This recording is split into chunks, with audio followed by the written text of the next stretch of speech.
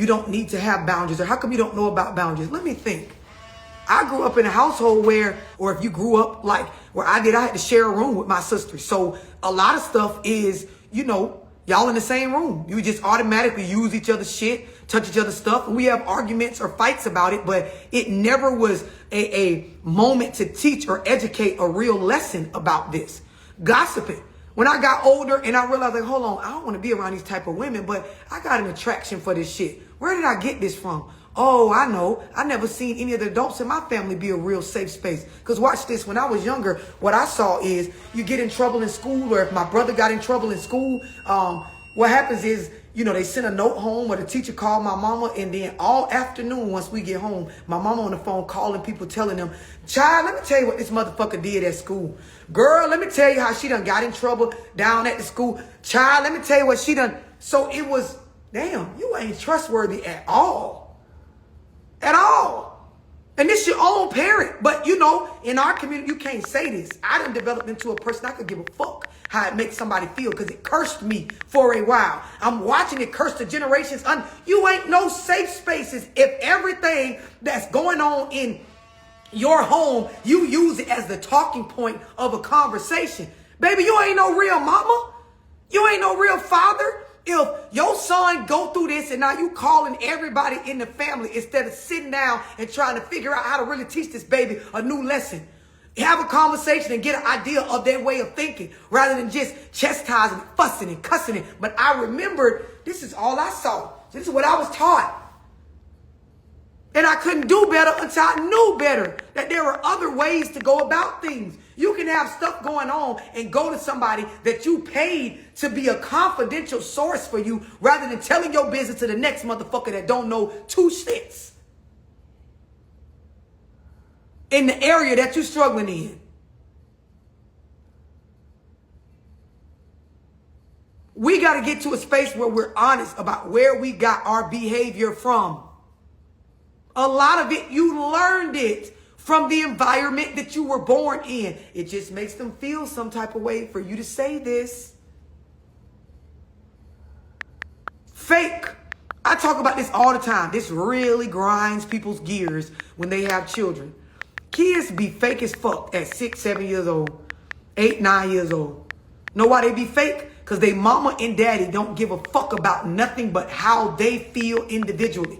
And so the child navigates between the two different people who don't like each other or be at each other's throats, and they learn how to operate amongst enemies. It's what it feels like. So as an adult, if I'm friends with Sasha and Tracy don't get along, and when I'm around Sasha, she has this energy. Even if she don't say Tracy's name, I know that when Tracy comes around to pick me up or whatever, Sasha don't fuck with Tracy. So I have to go around Sasha and give off her energy like Team Sasha, fuck Tracy. And then when I go with Tracy, it's vice versa. Even if she never actually says anything negative about Sasha, I can tell. I ain't crazy. Humans have a natural instinct to read the energy in the room. It's a survival mechanism. So I know how to go around Tracy and people please to the extent that I can survive around her and we don't fuck with Sasha. Now watch this. Sasha, my mama, and Tracy, my daddy. I'm faking a bitch at 5 and 6 years old because I know how to navigate between people that don't fuck with one another.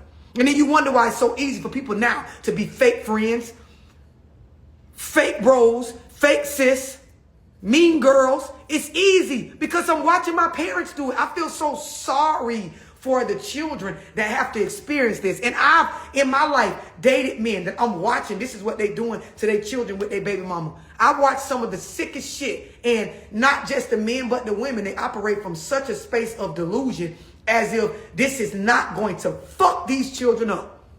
And the only reason I know it's going to fuck them up is because I talk to adults that are fucked up from this same stuff. I watch kids act as though they're not excited to see their father or don't talk about certain stuff because they know it make their mama feel some type of way. I talk to grown adults that their mama ain't talking to them right now because they repaired and built an adult relationship with their father. That's how deep the bitterness runs. That the adult is 31, the father is 54, the mother is 52, and she's upset at you for speaking to this man. It runs deep. We are pathetic with this shit. We lie to ourselves about this shit. Kids are being manipulated into just being pawns in the middle. And a lot of the stuff, even when you get the court system involved, trying to navigate the rights, it's about money for them. It's about money for them. The children's best interest is not at heart. And laws are just now changing where courts in certain states are now favoring the aspect of 50-50 custody as opposed to just granting everything to the mother. Hard subjects to talk about in our community. We can't get ourselves together with character because we're not willing to be honest that most of our decisions are being made off of feelings and not facts. Why is it in our community that if a mother doesn't have herself together and a father does, that he's supposed to just give all his money or the majority of, what he can afford to give based on, you can even use the family court system to pay. Why is it to come in and save her and the kids? Why she can't just give the kids to him and then go get herself together?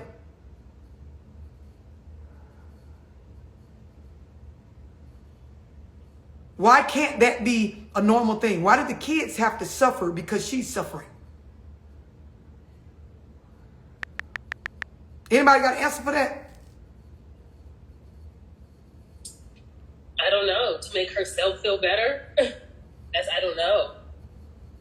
I've been looking for somebody my whole life to make sense of it. I have, counseled women that their kids got caught in the road because they were in a space of alcoholism and, the DCF got involved and the family is still in support of her keeping the children. I have met women that, they come to me for counsel because they mismanage their money and they live in a hotel with their kids.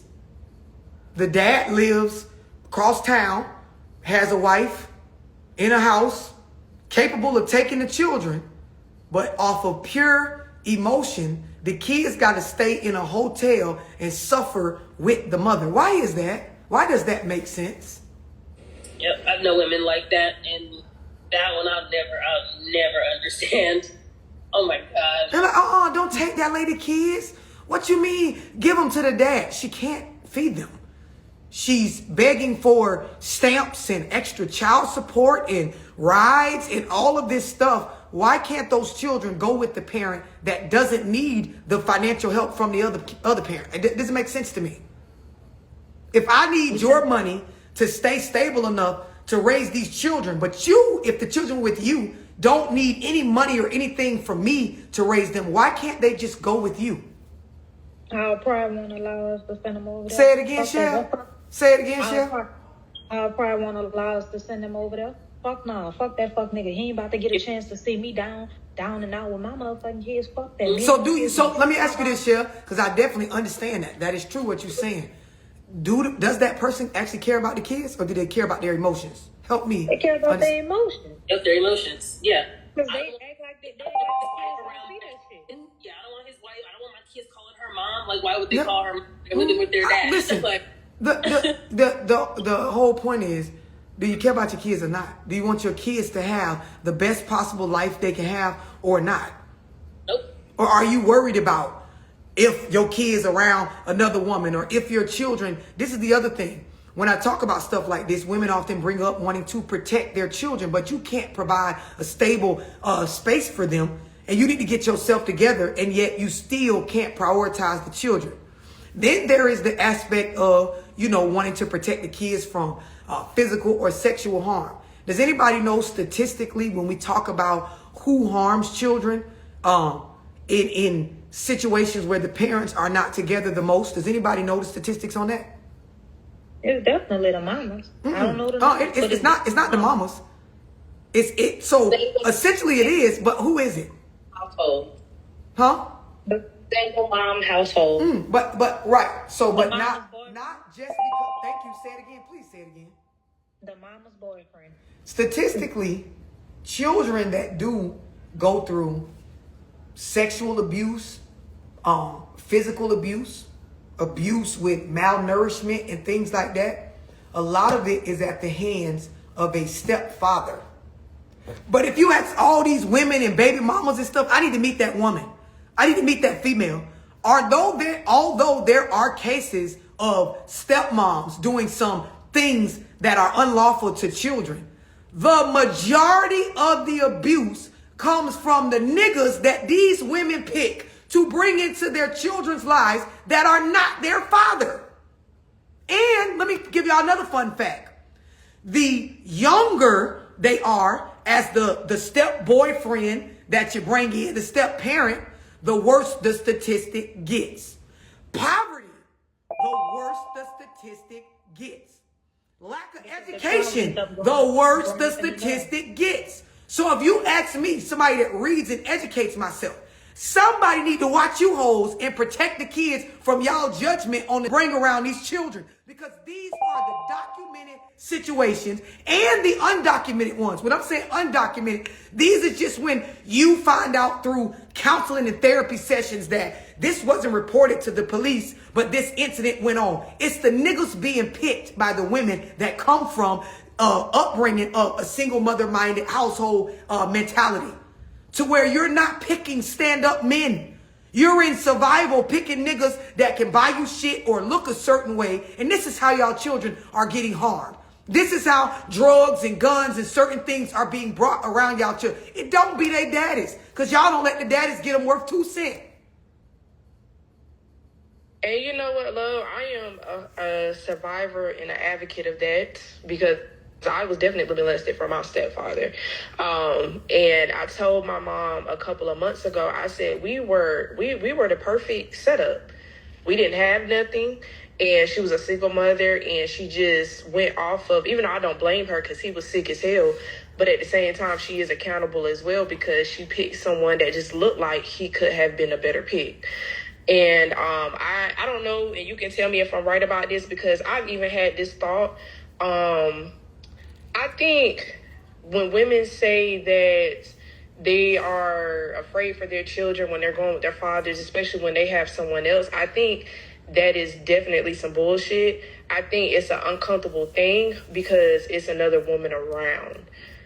Or, you know, I don't know if they may have moved on or whatever But like that. That's what I was saying earlier. Yeah. There are so many of us as women that nothing to do with our own kids. We have simply attempted to date a guy and his baby mama just started with some bullshit. Genuinely. I've experienced that. Where I don't even know this lady. And the lady like, now you can't see your son unless I meet her. Ma'am, you don't need to meet me. I am not trying to be nobody mama but my own kids. And what the fuck is wrong with y'all? That a person gets stripped of their paternal rights. They get stripped of access to their father because you feel some type of way about the picture. And then we pick some of the worst niggas on our end to bring the children around, hide the shit that the children are exposed to and go through, but I highly believe it's wrong that the children's fathers are doing. It ain't about, the idea is, in like I said earlier, there are some situations